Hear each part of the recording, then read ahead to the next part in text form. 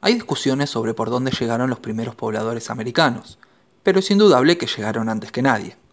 Y es por eso que insistimos en que ni Colón ni los vikingos descubrieron América, porque ya estaba descubierta.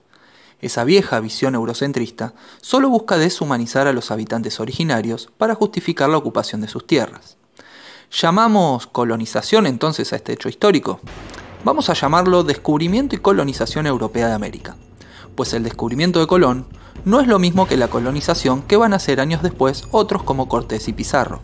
Dicho sea de paso, Colón murió sin saber que había llegado a América, pues creyó llegar al continente asiático.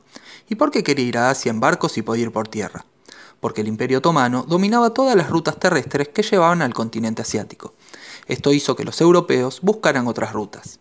Y mientras los portugueses habían empezado a rodear África por mar para llegar a Asia, a Cristóbal Colón se le ocurrió entonces que, dada la forma ovoide de la Tierra, yendo hacia el oeste, llegaría a las Indias Orientales. Y así, luego de lograr que lo financiaran Isabel y Fernando, emprendió el viaje llamado Empresa de las Indias sin saber que se toparía con un nuevo continente. El 3 de agosto de 1492, Colón partió hacia las Indias al mando de una nao llamada Santa María y acompañado por dos carabelas llamadas La Niña y la Pinta. El total de la expedición contaba con 90 hombres. El 12 de octubre de ese mismo año llegaron a la isla Guanahani, a la que bautizaron como San Salvador.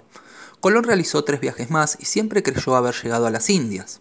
¿Cómo es posible que si tenía cálculos de la distancia que había desde Europa hasta Asia, no se haya dado cuenta que había llegado a otro continente?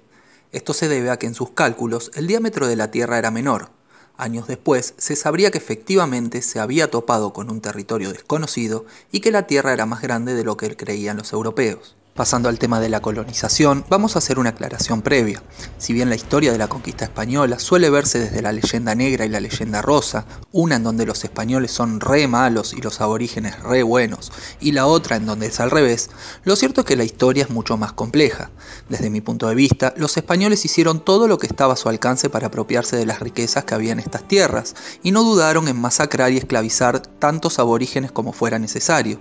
Pero también es cierto que entre los aborígenes existían ya masacres y esclavitud antes de la conquista. Por otra parte, los europeos se llevaron muchas de las riquezas materiales de estas tierras y a cambio trajeron avances tecnológicos, conocimientos y especies en lo que fue un intercambio poco beneficioso para los americanos. En cuanto a los primeros encuentros con la civilización americana no fueron violentos, pero cuando los viajes hacia el nuevo continente empezaron a ser para dominarlo y extraer de él todo lo que sirviera, principalmente metales preciosos, los encuentros pasaron a ser enfrentamientos, y muy desiguales, ya que, si bien en América existían fuertes imperios como los incas, los mayas y los aztecas, los europeos eran mucho más evolucionados en cuanto a las armas y las técnicas de guerra.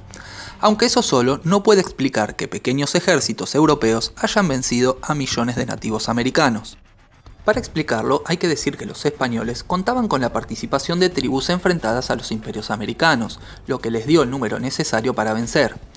Un ejemplo claro se da con la ocupación del imperio azteca en 1519. Para entonces vivían en Tenochtitlán 200.000 personas, muchos de ellos guerreros, y supuestamente Hernán Cortés triunfó con solo 500 soldados y 100 marineros españoles. Pero lo que pocos dicen es que contó con la participación de miles de guerreros totonacas y tlaxcaltecas que se unieron a Cortés para escapar del brutal dominio de los aztecas. Otro ejemplo es el de la ocupación del Imperio Inca en 1532. Aquí Francisco Pizarro, además de las alianzas, usó el engaño como arma para vencer a los incas.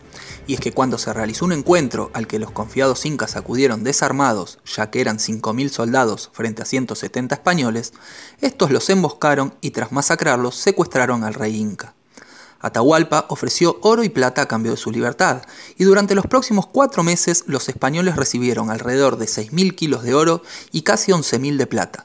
A pesar de eso, Atahualpa fue asesinado por los hombres de Pizarro. Luego, los españoles, aliados con las tribus vasallas de los incas, marcharon al Cusco y lo tomaron.